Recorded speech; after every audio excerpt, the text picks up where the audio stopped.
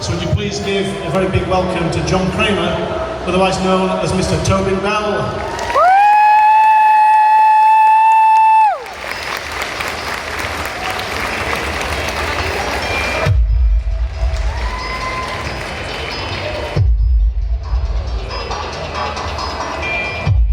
So, it's the same routine as previously. I'll start with some questions for Tobin and I'll open it up to all of you. My good friend Ben will be running with the mic. Please put your hand in the air, we don't want to miss anybody. If you have a question, don't be shy. We'll get to you and we'll try and get the answer to you. Tobin, what point were you at in your career when this series of movies and this character came to you? What point were you at in your career when this character in these movies came to you? It's an interesting, can you hear me okay back there? Yeah. Yeah, good. You can never tell where something is going to lead. So if you have an opportunity to do something in your life, I would recommend that you say yes, if you can. I've made probably 150 different films and television shows, and I had just finished a TV series when Saw came along, and it had the attractive aspect of being shot in Los Angeles. I only had to work a series of, the shoot was an 18-day shoot. We shot it in downtown LA, and the film starred Danny Glover, who I had never worked with, and also when I read the script, it had a marvelous ending that I did not anticipate. So that's why I did Saw at that particular point in time.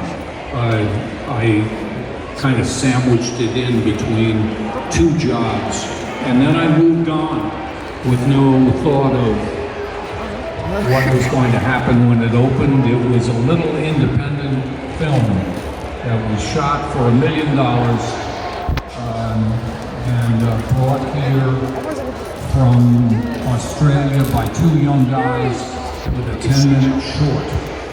One of those young guys is James Wan. And then Lee Whannell, who was the other guy, acted in the film. He was one of the two guys in the bathroom of the film. So it was one of those things that none of us were thinking about Saw becoming what it became. We simply got in there for 18 days and had some fun on a very small set in a very dilapidated old building in downtown LA. How much is an actor's voice an integral part of an actor's toolbox? Well, it's certainly one of your tools. It's something that,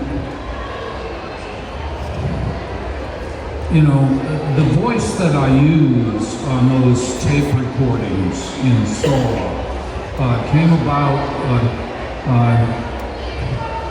I had used it before, but not really consciously. I played a lot of edgy guys, from cowboys to mafia guys to, you know, tough guys. I played a lot of edgy guys, so I dropped down into that voice every once in a while, you know.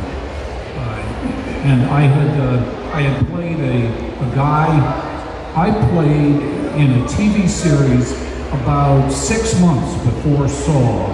I played Patrick Dempsey's father on a TV series called Once and Again. Oh, Once Again. And you never saw me. In other words, you saw Patrick. Well, Patrick was psychotic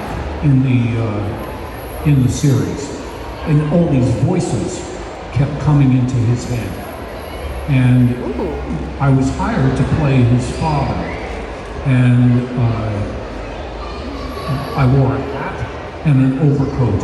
And they shot me. So when Patrick would have a psychotic attack, these voices would come into his head, and you would see me in shadow behind him, and his father would say to him something like, "You're nothing. You've never been anything, and you never will be anything." That kind of thing. So the woman who cast Once and Again ultimately cast Saul. And when she saw the script of Saul, she thought, oh, I gotta bring Tobin to James Wan. So I went and met with James Wan, and it was the voice that I used in Once and Again as Patrick Dempsey's father that we ultimately changed slightly and we used in the tape recordings. When it came to shooting the film, I'm assuming that you recorded your audio separately and then you were in the studio separately, is that correct? Yes.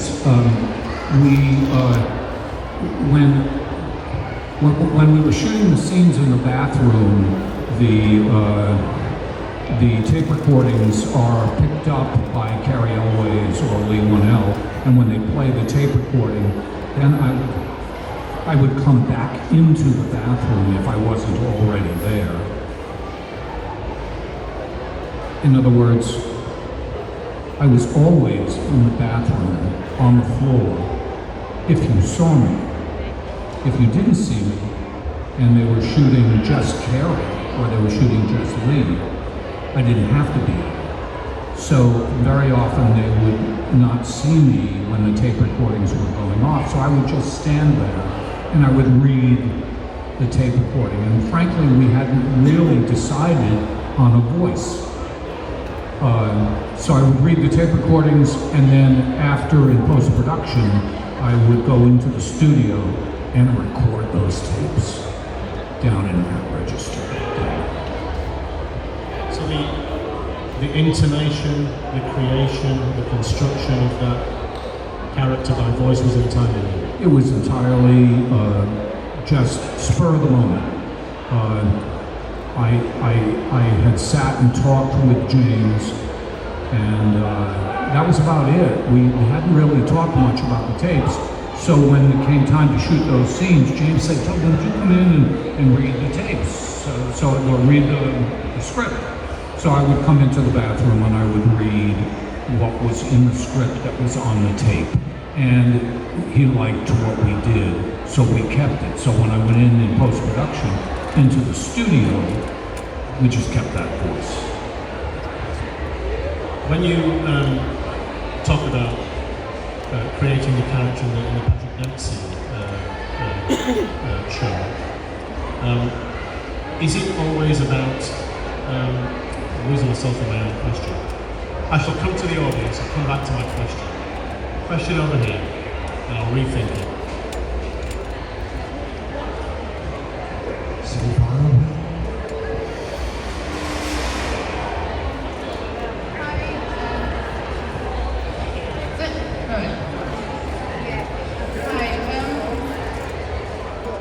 Going back to the voice, like when I watched the Soul films back to back for the first time, your voice had a huge impact. Just hold it up, hold it up. Your voice had such a huge impact on me. When you're talking as Jigsaw, not so much John Kramer, you can feel everything you're saying. You can empathize with you so much based on your voice alone. So when I watch the movies and you're feeling so much emotion and there's so much character development and there's so much story, does it bother you that some people call it mindless gore for the sake of gore when there's so much more to it than that? Yes, no, it doesn't bother me because the people, first of all, horror people don't take the films that seriously. I mean, they're affected by them, they're moved by them, they like them, they watch them repeatedly, they have questions about them. It's part of their world. The people who are most offended by the Saw films don't go to see them. And so that's my why it doesn't concern me. I'm much more concerned about the real violence in the world than I am about the imaginary violence that happens in Saw films. So the people that are most troubled by the films are the people who speak out most loudly about that they're crap, you know, that they're pornography, whatever it's called, something. Torture porn, yeah. Pornography is a great word. And don't understand what horror is all about. When we were talking earlier on, and I was asking about being an icon and everything, there's also this discussion that people have had over the years that the English make better villains, and actors like to play villains, and you all want to wear the black hat, etc. You alluded to this earlier by playing edgy characters. How many real villains have you played in your career? Is this the top of the list, or have there been others as well? Oh no, I played a lot of villains. I would recommend that you watch The Firm with Tom Cruise and Gene Hackman and Holly Hunter. The music is by Dave Grusin. A marvelous film that stands up, shot it in 1986, directed by Sidney Pollack. 1993. Fabulous film. So see that. I played a lot of, in quotes, villains in my career. You know, villains are, it's all in the writing. Villains are just people like everyone else, and if you have opportunities to develop them, you can do amazing things. I would recommend you look at a film called Executioner's Song, where Tommy Lee Jones plays Gary Gilmore, who ultimately was executed in Utah. By the end of Executioner's Song, which is a novel written by Norman Mailer, you understand how Gary Gilmore grew up. You understand how his mother felt about him. So bad guys they're just human beings, and very often bad guys don't look at themselves as bad guys. A lot of bad guys look at themselves as left out, ignored. So, and by the way, I don't know about the best villains being British, but I became a British citizen last year. And, my roots are deeply in this country, so maybe that has something to do with it. Channeling your inner Brit. Okay, questions? Do we have questions? Please throw your hands up in the air. Yeah. Don't wait for the hand, just stand for you. Hi. Oh. Sorry about that. You said you don't think like English people make like the best villain. Who would you consider the best villain in films? Like, one example. My friend here said he thinks the best villains are British, are often British, and I understand what he means because Gothic stemmed from Britain, and so the history of horror and scary movies is often rooted in this country. The best villains that I can think of are people who can bring more to the character than one dimension, because that's what's most interesting. I'll just pull somebody out. Tony Soprano in The Sopranos. I mean, if you don't develop, if they don't need me, the script is inexorably going to carry me toward performance performing the acts that I perform. They don't need me to do anything about that. They just need me to do it. Actors bring another dimension to a person, to an individual. And if even for a moment you're sitting there watching that film and you go, oh, I get that. Or, oh, I never thought of that. Like John Kramer says in Saw 2, he says, detective, if you knew the exact moment of your own death, how would that change how you live your life? Now that's a fascinating question. If you knew you had 12 days left, would that change what you're doing with your 12 days? Probably would. So if it makes the audience think, if it moves the audience, but if you're all one dimension, just bad, bad, bad, bad, bad, that's not right. It's not what human beings are. They're more than one thing. So the best villains are the ones who are multidimensional. Okay. Hi. I just wanted to know who comes up with the games and the traps and whether the cast and the crew have any input on that.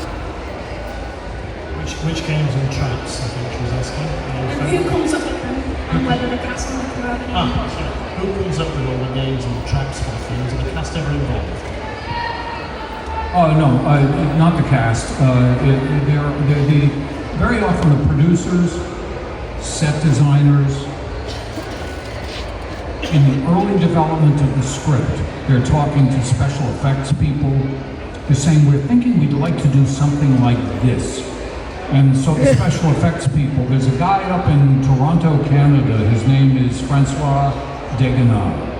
He's a marvelous artist, extremely creative.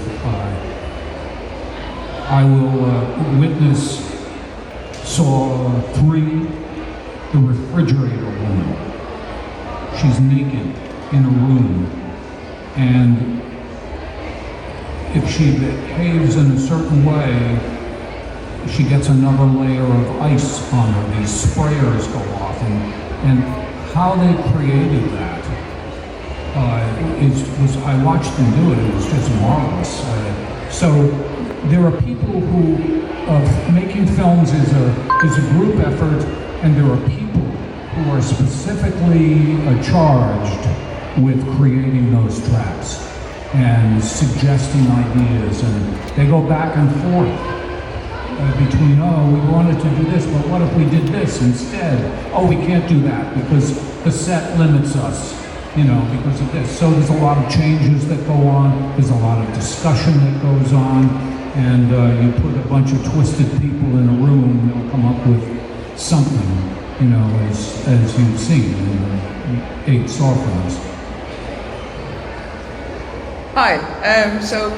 Touching on what you were saying before, there's a quote that is like, there is no such thing as good or evil in the world, it is just people doing what they think is right. And with John Kramer, Jigsaw, him having his cancer diagnosis, blah, blah, blah, it gave him almost nothing left to lose. But there's so much depth and backstory to the character. How much input do you guys have in that? Is it better? Easy. Start again. Go for it, yeah. Right, okay. So to start again, there's a quote that says there's no such thing as good or evil in the world, just people doing what they think is right. John Kramer, obviously, like with his story, and his cancer diagnosis. I'll stop you right there. There is evil in the world, and I don't agree with that quote. It's things are not either this or the other extreme. Yes, I understand that some bad people don't view themselves as bad, but rather will rationalize what they do and have a reason for what they do. But evil does exist in the world, and evil loves it if you ignore it, and we need to face evil. So I just wanted to stop you on that, to say I don't agree with that quote. Fair enough. Although, going off that though, could you see what John Kramer did as evil? Do I see it as evil? Would I do it? I can only answer that by saying, would I do it myself? No, I wouldn't. There would be other ways of dealing with that, but it's a movie, you know, and it's a horror movie.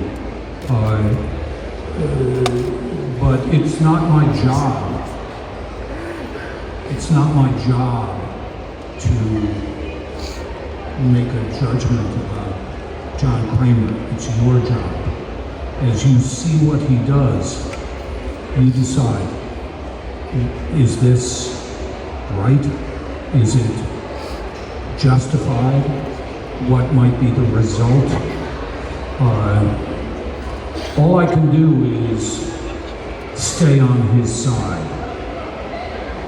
If you don't agree with that, or with him, then you'll sit there for an hour and a half, and you'll make that decision, as we all have to make decisions about what we see people do, whether they're small people or sitting in the White House. But basically, there is a lot of depth to the character, and how much you were saying about the fact that you guys had quite a bit of input into that. How much did you have in the input to his backstory? A lot in terms of his dialogue. John was designed by James Wan and Lee Wanell in Australia. They came here with a 10-minute short.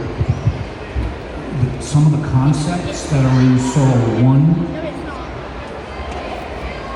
about appreciating your life, about the treatment of the terminally ill by the medical community. See, that's what's interesting about Saw. That's why people like Saw, because the very question, do you agree with him? Would you do that? The job is to raise that question in your mind, not for me to answer it. And one of the best ways for me to raise that question in your mind is to make him more fully human, so that you see that evil can exist, even on the most human levels.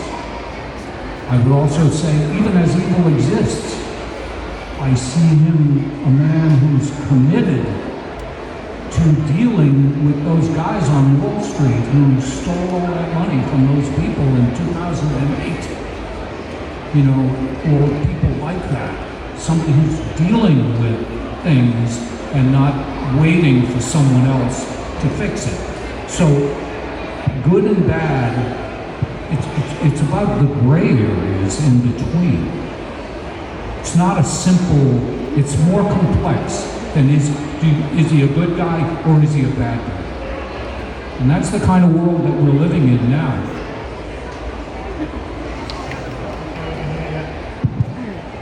Hello? Hiya Tobin, I'd just like to know, first I'd like to say you're an amazing actor. However, I'd like to know what you'd do for an occupation if you wasn't an actor. I'd be a teacher. Can I ask why? Because I love children.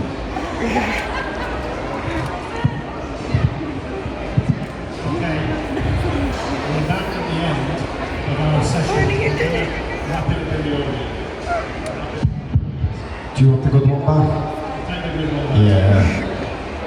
I'll take the bad guy. Thank you.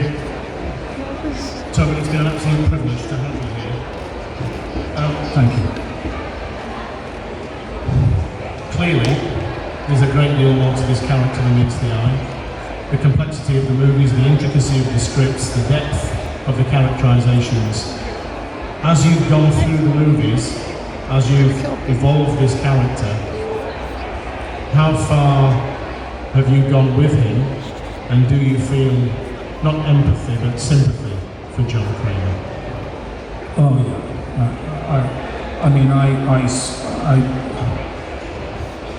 You have a man who's living on a frontier by himself. It's like he's on the moon.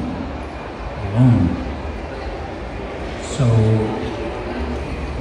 that's another part of him and his world. That's pretty affecting, because all of us know what it feels like to be alone and to be lonely, and to be unsure and to be frightened. So John Kramer, the most important part of John Kramer for me has been his size. As far as I'm concerned, John Kramer has the scope of King Lear. You could go, there's so far that you could go with him. And I don't believe that we have fully told his story. And I hope we have an opportunity to do that. So do I. Ladies and gentlemen, Mr. Tobin.